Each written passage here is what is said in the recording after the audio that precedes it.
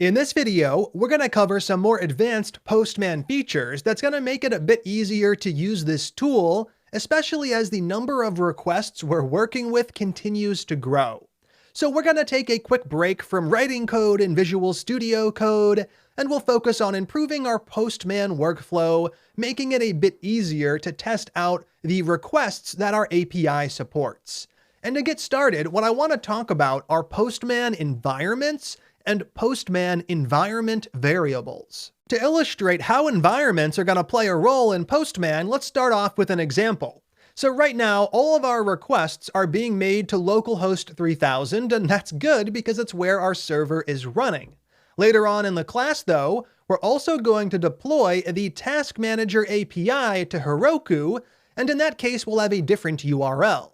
We're also going to want to test those production endpoints from Postman, and that would mean us manually swapping out URLs for a dozen or so different requests. I would have to go into each and change the URL back and forth as I wanted to change which server I was making the request to. With Postman environments, we can set up an environment with various variables. These can be used to configure how Postman runs, and that's exactly what we're going to do. We're going to do it for URLs, and we're also going to do it for our authentication tokens. Let's get things started with a very basic example, though. We're going to focus on that create user endpoint. We'll end up working down this list. And the create user endpoint, like all of them, has the URL hard-coded. We're going to address that. Now up above in the top right-hand side, we can see this no environment dropdown. If I expand it, we don't have any environments to pick from, but we can go ahead and create our very first one. Right here, I'll go ahead and set up an environment by clicking that gear icon, which opens the Manage Environments panel. Now, once again, we don't have any. I can click Add to create the first one, and right here, we'll pick a name. I'll go ahead and use Task Manager API followed by dev. So this will be the Task Manager API running in development mode. So all of the environment variables will be for that, where the URL would be localhost 3000. Down below, we can set up key value pairs for the various environment variables we want to create. For example, I could create one called URL, and I could set the value equal to localhost 3000. Let's take a quick moment to knock that out.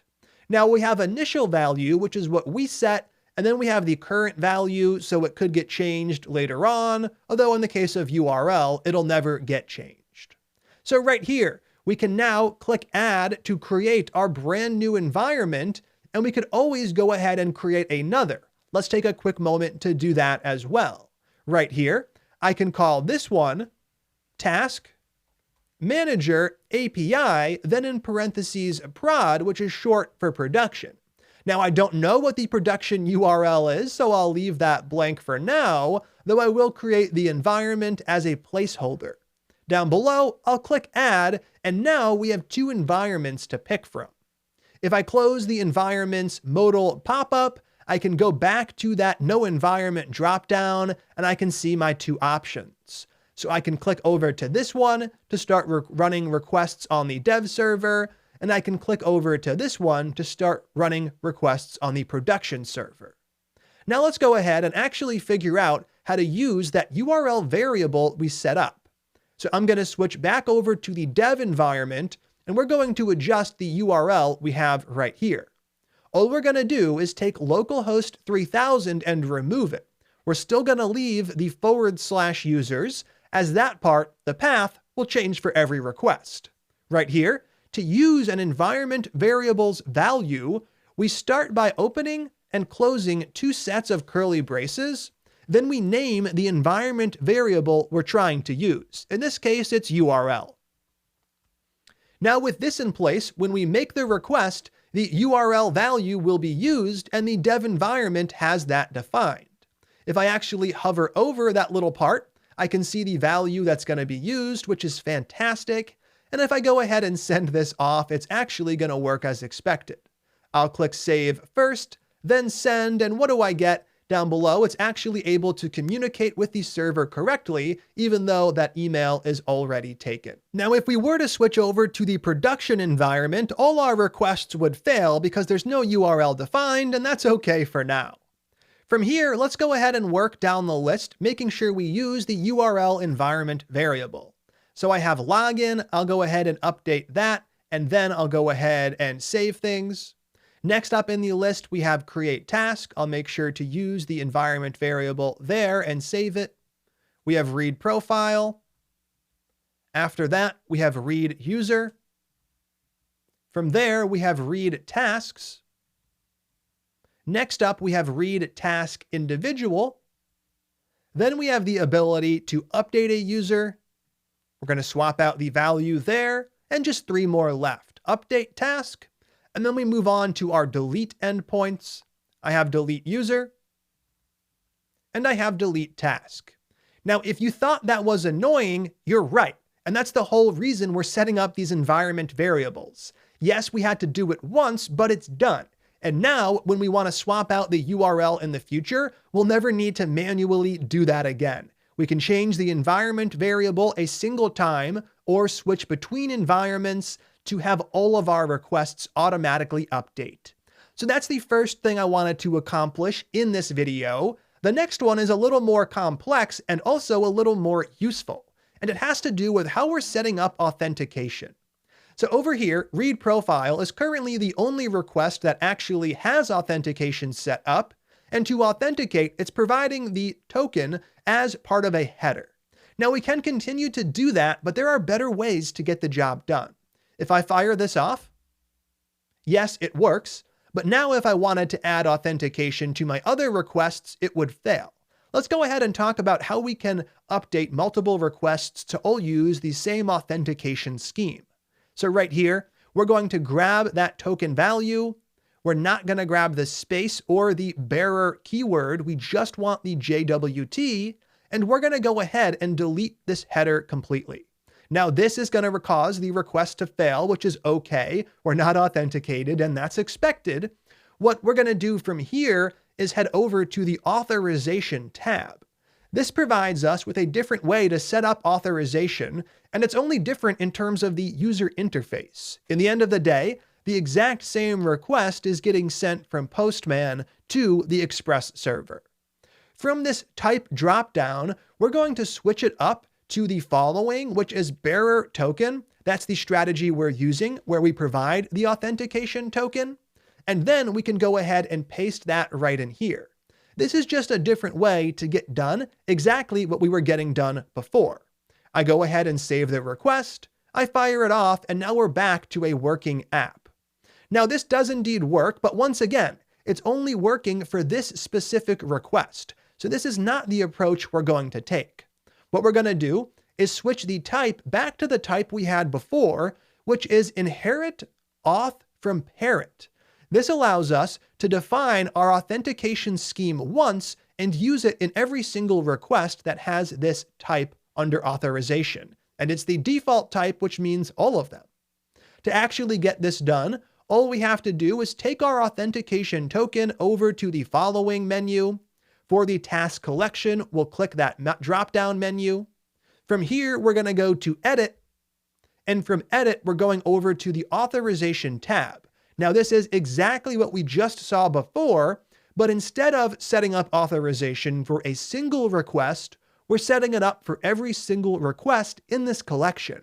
Right here, we're going to switch from no auth to bearer token, and we're going to provide that token value. I'm going to update the collection, and with that in place, any request that has authorization set to inherit is going to be able to authenticate without needing to do anything manually.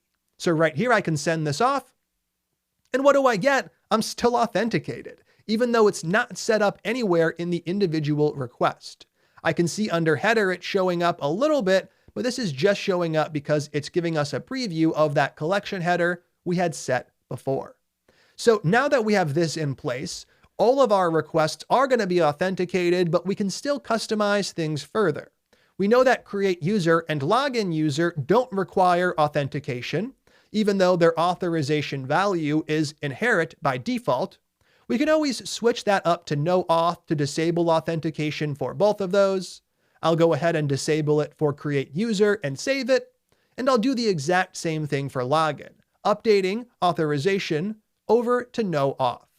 Now for all of the other requests, as an example, update user, that's already the authorization value. So all of our requests are inheriting from the auth parent, so they're getting that token set correctly, except for sign up and login, and that is exactly what we want. Now there's just one more thing we're going to do to take this to the next level, and this is going to require us to set up a little bit of JavaScript code to perform some automation. So what's the one manual part of this workflow? The manual part is either creating a user and logging in, then getting that auth token, going back over to that menu to update the value, and then being able to make the requests. We can have all of that done automatically for us by writing just 3 or 4 lines of JavaScript code. Now, all the code we're going to write is going to live in the following menu for both create user and login user. It is the tests menu. So we have pre-request script where we can add some JavaScript code to run before the request is sent off. In this case, before the login request is sent off. We also have tests. Now this runs after the response is received, and in here, we can write some JavaScript code to extract that token property on the body and set an environment variable whose value is equal to that token. From there, we'll use the environment variable inside of the collection to get everything working as expected. So let's start by editing our collection just one more time. Right here, under authorization, no longer are we actually going to list out a JSON Web Token. Instead, we're going to reference an environment variable. We'll call this auth token. Now it currently doesn't exist, but we're about to write some code to set it. So I will update the collection, and we're going to start in the tests tab for the login user request. Right here, the first thing we want to do is make sure that the request succeeded. We want to make sure we got a 200 status code. We can use an if condition to check that. Right here, if, and Postman gives us access to an object, PM, we can use when we're writing our little pre-request script or test code. In this case, we can use something on PM to get the status code. It is PM, which is short for Postman, .response, .code. This is a number, and we're going to check and see if it's 200. If it is 200, we'll run the code that actually sets the environment variable. Now in this case, PM contains another thing we can use to set the environment variable, that is PM.environment. PM.environment contains a method set, and we can use this to set the value for an environment variable in our current environment. So we have a key value pair where both are strings. We have the environment variable name we're trying to set. We just called that auth token before. And then we have the value we're trying to use. Now in this case, we know the value, it lives on that response body. So down below, we have the response for one of our previous requests. Here's the body, and at the very bottom, we have that token property. This is the value that we need to get, but we need to get it from our test script. So right here, instead of passing in a string like we were doing previously, we're going to go ahead and grab the code from somewhere else. We're going to access something else on PM. It is pm.response.json.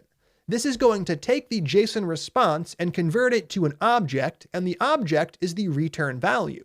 So on this object, the only thing we need access to is token. So .token. And there we go.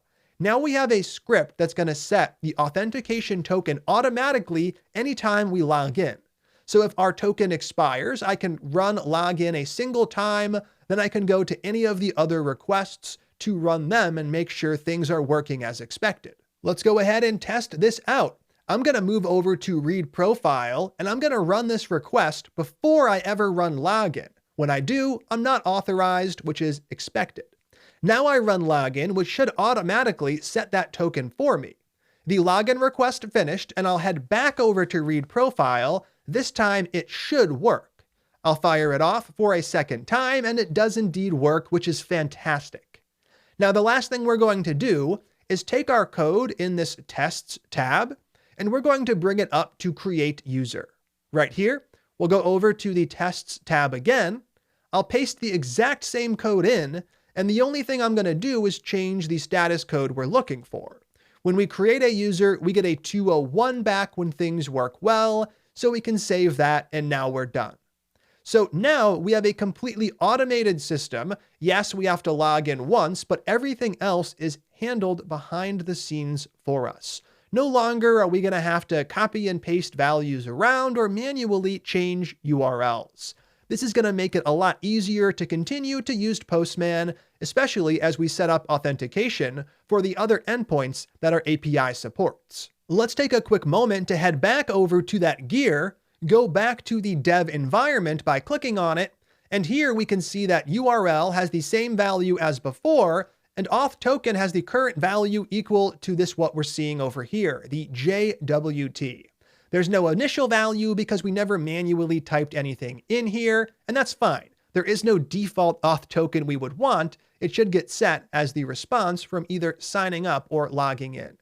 So let's take a quick moment to recap because we covered quite a bit.